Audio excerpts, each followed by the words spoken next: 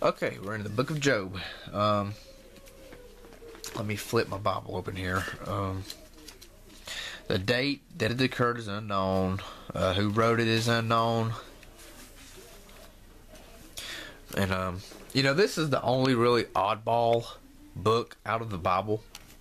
I mean, when you think about it.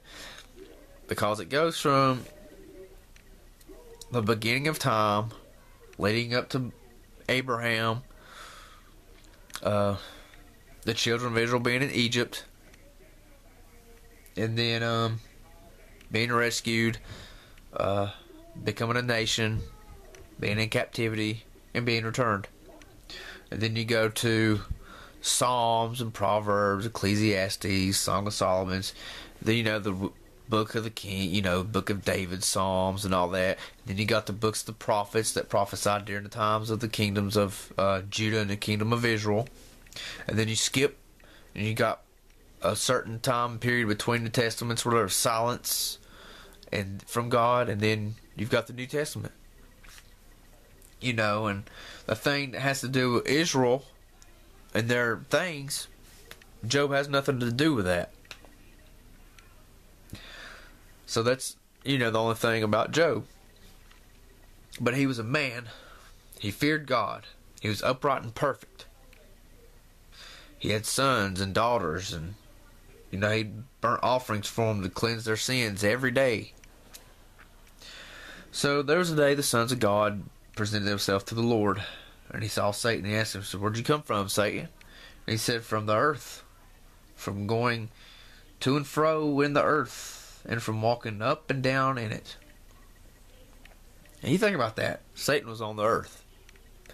Do you think Satan walks the earth today? I mean, it's possible. Could we have walked in our everyday lives and never knew we could have passed Satan? Doing our normal everyday thing, say going to work, walking down the street, or walking your dog, or going to a park and just walking and having a good time. You could have passed Satan. He said he was walking on the earth. Why wouldn't he be walking on the earth today? So God asked him if he'd considered his servant Job. So Satan told him, "Well, you got a hedge on him and stuff, No. He said, "If you remove that hedge, I guarantee he'll curse you." So basically, God gave him permission. Do what you want to, but don't kill him. Or don't touch him. You can touch everything around him but him. So he removed his hedge. Then Job basically lost everything. It was just him and his wife. So he rent his clothes, rent his mantle, shaved his head, and fell upon the ground and worshipped. And basically said, "I came out naked and I returned naked." And God gives and the Lord takes away. But he didn't curse God for losing that. He grieved, yeah. I mean, anyone with common sense or with some kind of feeling in life in them would have grieved for losing their family and their kids and stuff. But he never did curse God. He trusted God. So there's another day, there was the sons of God, which are angels, by the way. They presented themselves to the Lord. And the Lord asked Satan, "Where have you been?" And he said, "Where'd you come from?" He says, "From the earth," basically, walk around in the earth. And he asked him, "Well, have you considered, have you considered my servant Job? There's none like him in the earth, perfect and upright man, one that feareth God and escheweth evil, and he still holds his integrity, although thou moved me against him to destroy him without cause." You see that God was moved against Job. See, Satan. So God is the one that did all that to Job. So Satan basically told him, "Well, if you touch his body, if you touch his bones, he'll curse you to your face." So God told him, "He's in your hands, but don't kill him." So he touched his bones. He had boils on him and stuff from his foot to his crown, and he scraped them off. And he sat down in the ashes, and his wife told him, "You still retaining your integrity?" He says, "Curse God and die." So she basically told him, "You're going to stay and suffer? Why don't you just curse God so he'll kill you off so you don't have to fool with it?" And he told her she was a fool. he says, at the hand of God we shall not receive evil, or what shall we receive good at the hand of God, and shall not we not receive evil? But he didn't sin with his lips. He didn't say nothing towards God. So his friends came by him and seen him, and they saw him, and they didn't recognize him, and they rent their clothes and wept and shaved they wept and rent their clothes and sprinkled dust upon their heads toward heaven. They sat with him for 7 days and didn't say nothing because he was grieved. So then he cries, I'm cursed. Cursed be the day, Well, why did the Lord let me be born? And all that. So his 3 friends, Eliphaz, Bildad, and Zophar, they have their speeches. And it basically goes back and forth. It's a lot of symbolic things, and people, they think they know everything, but they don't, basically. And they're going back and forth, and it seems like at one part they talk about the wicked prospering, and why don't they have anything happen to them? It's like, why does this happen to me?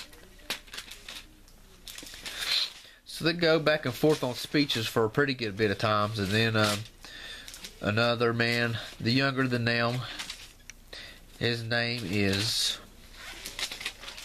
Elihu. He's younger than them, and then he makes his speeches. And then finally at the end, God makes his speech.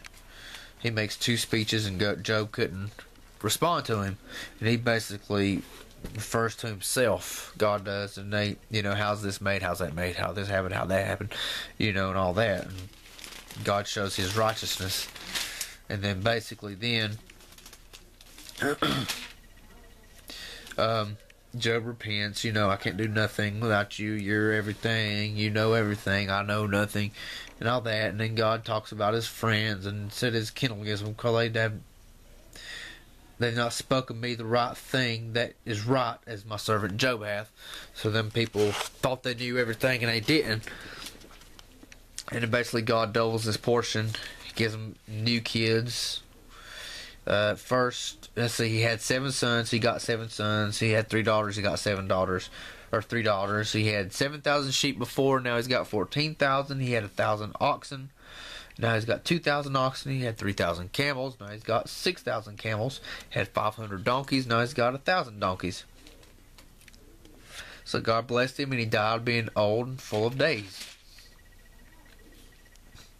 The thing is, from Job, is we need to pray for a hedge around us.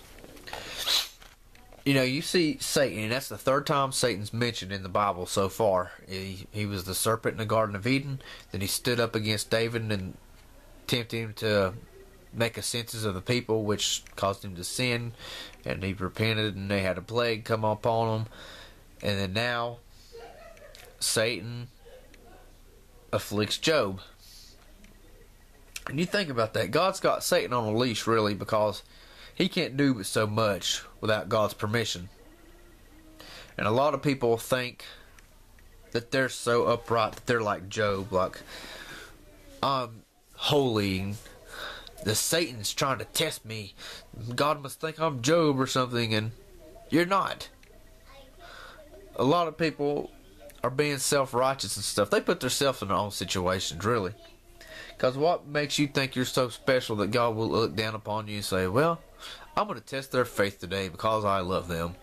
Which God loves us, for his. But still, don't flatter yourself thinking that you're so self-righteous and you're so perfect like Job is, and God's going to try to test your faith for him. Now God, Satan looks around, I believe, and I believe he walks up on earth today. And but the thing is, he's marked us already. I believe Satan has defeated the human race for the fall of man because of sin. You have a child, you raise them up, you treat them, you teach them good things. You try to teach them to be good. But kids do bad things. They lie, they fight, they break things. You didn't teach them to do that. It's just in their nature because they're sin. The only thing that saves us from fall is Christ's blood. That's our only redemption, is His blood. If we didn't have His blood, Satan would be ruling us. And so our battle is not with Satan, it's with ourselves. You know, because you see through the Bible, the children of Israel, when they turned to other gods, they was seduced by the people. They married into them. They didn't keep the commandments of the Lord, and they did all this. You never did see where it said, and Satan tempted them to serve other gods, and Satan did this and Satan did that. It says they did it. It was their nature, because they was marked from the fall of man because they sinned. They've got the mark of that beast. Nature, human nature. I believe that is the mark of that beast. I mean, I don't want to get into the mark of the beast, because I'll get to that when it's time. But now I'm just saying men are marked by the devil because we have nature, human nature in us to sin, and our only relief is Christ's blood. So Satan can't do so much unless God allows him, the Lord allows him to do anything. But that just shows me from reading Job to trusting God. Things happen to people whether you're righteous or unrighteous. And it does seem like a lot of wicked people prosper, which a lot of that will be in Proverbs and Psalms, and we'll get to that. But my main thing from Job is, God blessed him.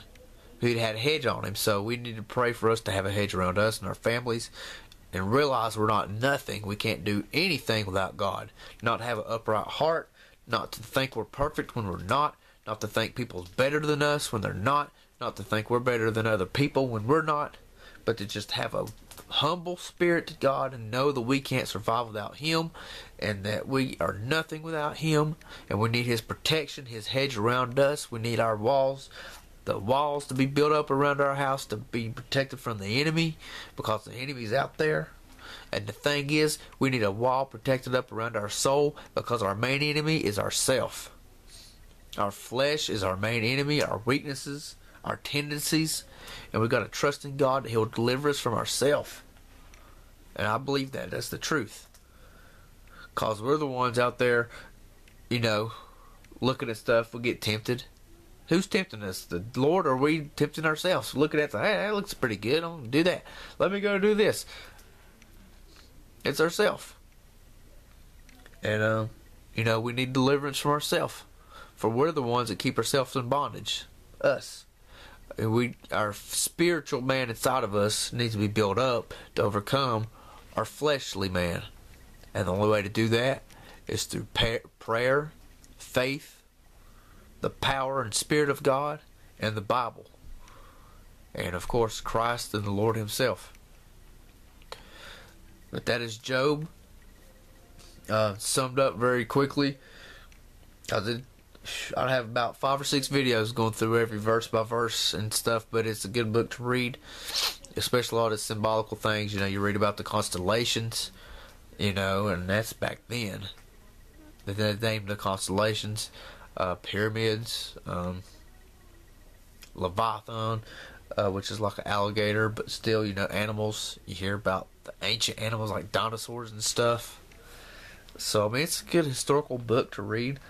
It has historical accounts on it and stuff in it. And it shows, too, when someone grieves, the best thing to do is just hug them, say I love you, and leave it at that. Don't make up excuses or try to find excuses on why things happen in life and why people die, why this happens to this people and this happens to them people, why the wicked get by with things, why the righteous have to suffer, seem like they're struggling in life. And it seems like that. You see a bunch of drug dealers doing all this crazy stuff and they got it made in the shade, and then honest, good people working and trying to get by and struggling barely to make ends meet. But like I said, we'll get to that when we get to Proverbs and Ecclesiastes and all that stuff. But that's Job. He ended up, God blessed him and doubled his portion. He never did curse God. He had faith in Him. And that's about it for Job. Like I said, I know it's short, I guess, and summed up pretty quickly, not really getting too deep into what all they was talking about. mainly because it's a lot of symbolical stuff, and I don't even understand what they's talking about, truthfully. Uh, so, but they's talking about stuff, and obviously they was wrong because God said they was wrong when He came and spoke to them from the whirlwind. He spoke to them from the top of a whirlwind, and but it's a good book to read, and that is Job.